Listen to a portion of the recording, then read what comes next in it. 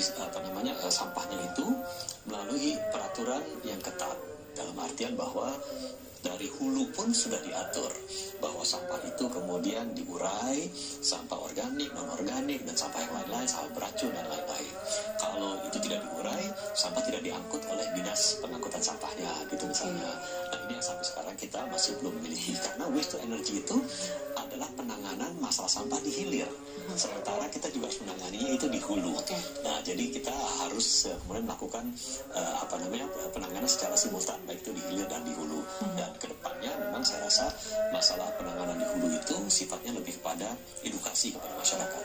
Oke, artinya ini kita masih ada PR juga ya Pak untuk membenahi di bagian hulunya, apalagi meskipun kalau kita lihat di jalan-jalan sudah ada klasifikasi untuk sampah, tapi kemudian ketika diangkut mungkin ke TPA ini dicampur kembali, sehingga ini memberikan kesulitan juga bagi pengelola untuk waste energy ya Pak.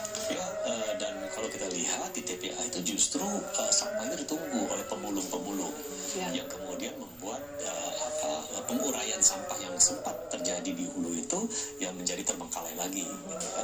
Jadi kami memang harus lihat bahwa kedepannya kalaupun nanti TPA itu dijadikan tempat penampungan untuk menampung sampah yang akan masuk ke insinerator untuk kemudian diolah menjadi energi, itu pengetatan untuk pengetatan untuk pemulung dan lain-lain itu saya kira memang harus dilaksanakan supaya sampah yang masuk itu sesuai dengan kualitas sampah yang dibutuhkan oleh insinerator. Nah, ini kemudian menjadi pertanyaan bagaimana memastikan terkait dengan kualitas rantai pasok ini supaya ketika nanti feedstock waste to energy ini memenuhi kualifikasi Pak.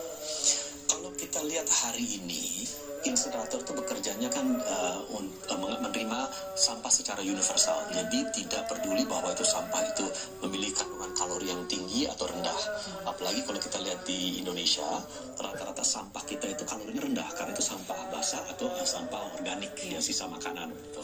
Nah, sehingga memang teknologi yang dipergunakan adalah teknologi untuk bisa membakar sampah organik, satu, dan kedua bisa membakar sampah plastik, karena plastik itu tidak mungkin terbakar, terurai penuh kalau temperaturnya itu tidak tinggi, antara 600 derajat ke atas, itu untuk mengurai sampah plastik. Jadi saya kira teknologi itu yang harus dipergunakan nanti ke depannya. Oke, dan tentunya kita harapkan bahwa kebijakan waste to energy ini betul-betul bisa memberikan dampak ya Pak bagi masyarakat, tapi selain ketahanan energi, dampak multiplier bagi masyarakat sendiri seperti apa sih Pak?